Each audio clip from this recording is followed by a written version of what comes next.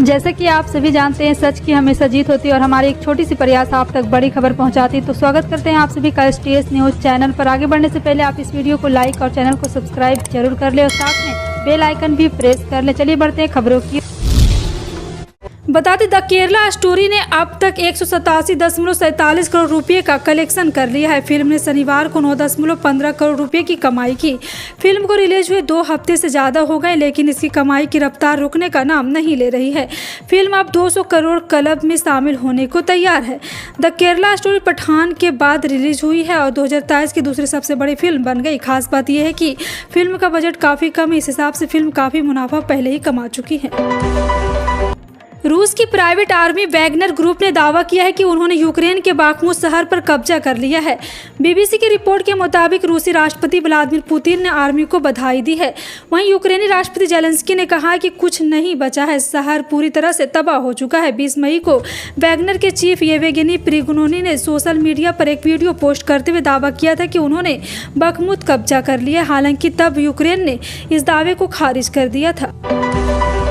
मणिपुर में बीते दिनों हुई हिंसा के बाद अब राज्य में हालात समान होने लगे हैं। इस बीच मणिपुर के मुख्यमंत्री एन बीरेन सिंह ने राज्य के हालातों को लेकर बयान दिया है। उन्होंने कहा है कि अब हमारा मिशन मणिपुर में समान स्थिति बहाल करना है। मणिपुर हिंसा पर मुख्यमंत्री एन बीरेन सिंह ने कहा है कि समुदायों के बीच कोई लड़ाई नहीं थी और ऐसा नहीं होना चाहिए। वो सरकार के साथ है। जब भी सरकार कुछ करने की कोशिश करती है तो प्रतिरोध और स्वीकृति दोनों होगी। केंद्रीय गृह मंत्री अमित शाह रविवार को अहमदाबाद में मोदी समाज के राष्ट्रीय सम्मेलन में पहुंचे। अहमदाबाद में शोभाबाई मोदी की अध्यक्षता में इस सम्मेलन का आयोजन हुआ। भाजपा विधायक पूर्णेश मोदी भी आयोजकों से शामिल हुए। इस दौरान अमित शाह ने मोदी समाज के राष्ट्रीय महासम्मेलन में मौजूद लोगों को संबोधित किया। महासम्मेलन में शाह ने कांग्रेस पर जमकर निशाना साधा। अमित शाह ने कहा कि कांग्रेस के 56 साल के शासन में OBC का कभी भला नहीं हुआ। कांग्रेस ने कभी OBC समाज के लिए काम नहीं किया।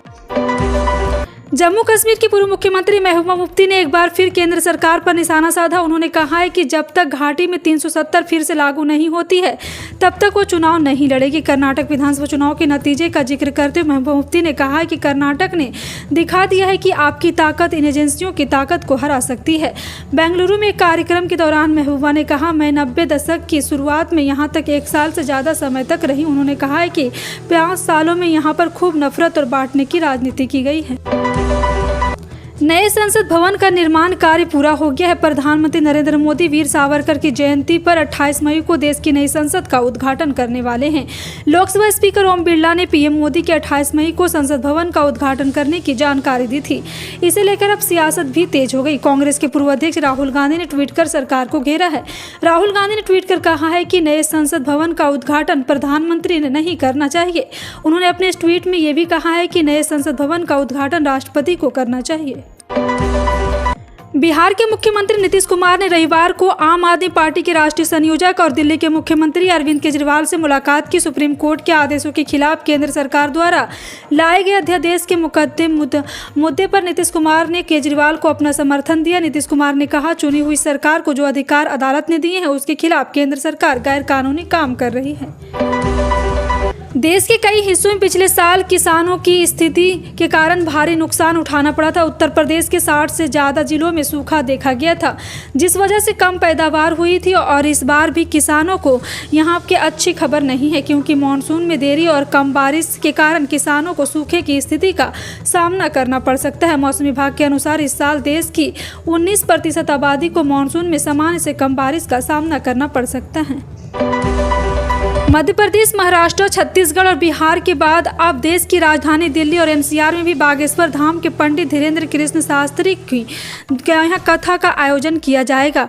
आपको बता दें कि फैसले पर मुहर लग गई है और जानकारी के मुताबिक 5 से 8 जुलाई तक दिल्ली में और 10 से 16 जुलाई तक ग्रेटर नोएडा में कथा का आयोजन किया जाएगा। इस दौरान बैठक में श्रद्धालुओं की व्यवस्था को लेकर भी चर्चा की गई, जिसमें सांसद मनोज तिवारी भी मौजूद रहे। राष्ट्रीय राजधानी सिविल सेवा प्राधिकरण बनाने के केंद्र के अध्यादेश को लेकर दिल्ली में सत्तारूढ़ मुख्यमंत्री अरविंद केजरीवाल ने प्रेस कॉन्फ्रेंस करते हुए केंद्र सरकार पर जमकर निशाना साधा। उन्होंने कहा कि केंद्र सरकार का लाया गया यह अध्यादेश गैर कानूनी और संवैधानिक और जनतंत्र के खिलाफ है। प्रेस कॉन्फ्रेंस के दौरान केजरीवाल कहते हैं कि हमने सुना है केंद्र सरकार ने आज SC के फैसले के खिलाफ पुनर्विचार याचिका दायर की है। भारतीय रिजर्व बैंक के 2000 रुपए के नोट को वापस लेने के बाद हलचल मच गई। इस फैसले को लेकर सियासत भी गर्मा गई है। विपक्षी दलों ने 2000 के नोट वापस लेने को मोदी सरकार के नाकामी बताया है, जबकि बीजेपी ने इसे फैसले का बचाव किया और इस बीच जनता के समय जानने के सी वोटर एबीपी न्यूज के लिए सर्वे भी किया। सर्वे में सवाल किया कि क्या 2000 के नोट की वापसी के पीछे आने वाले चुनाव का कोई कनेक्शन। इस सवाल के बेहद हैरान करने वाला जवाब मिला है। सर्वे में शामिल 45% लोगों ने कहा हाँ, 2000 के नोट वापसी का चुनाव से कोई कनेक्शन हो सकता है।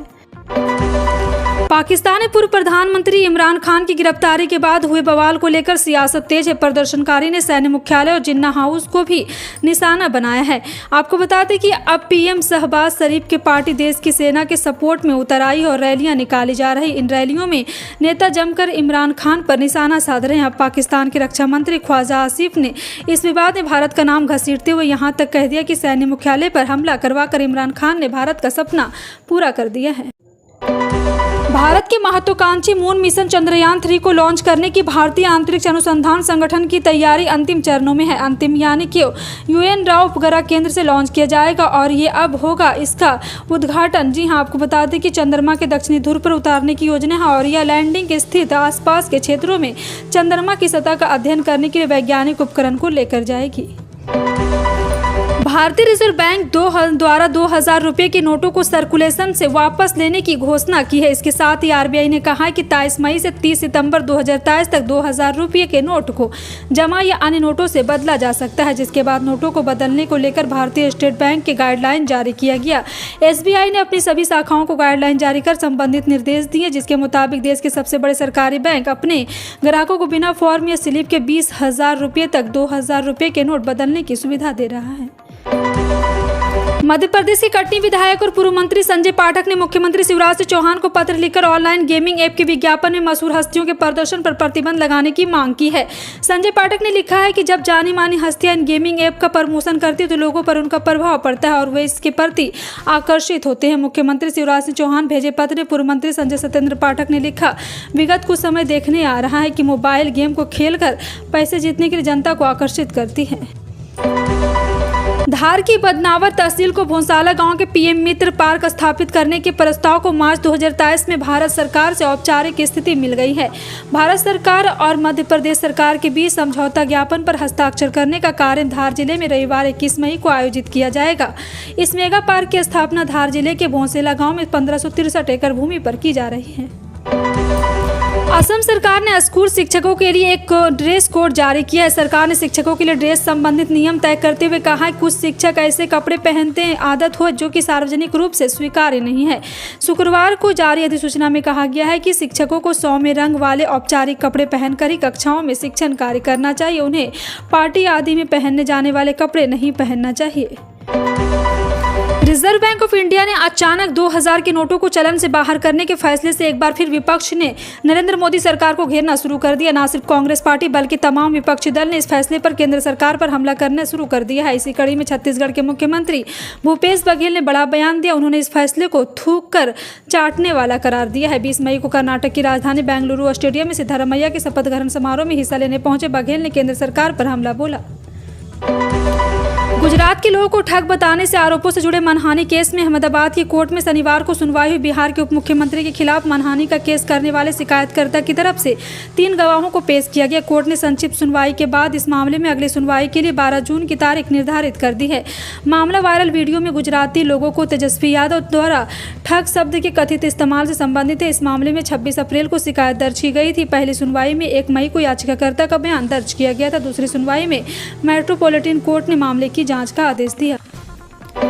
तेल कंपनियां हर दिन राज्य और शहरों के हिसाब से पेट्रोल डीजल के दाम को जारी करती हैं।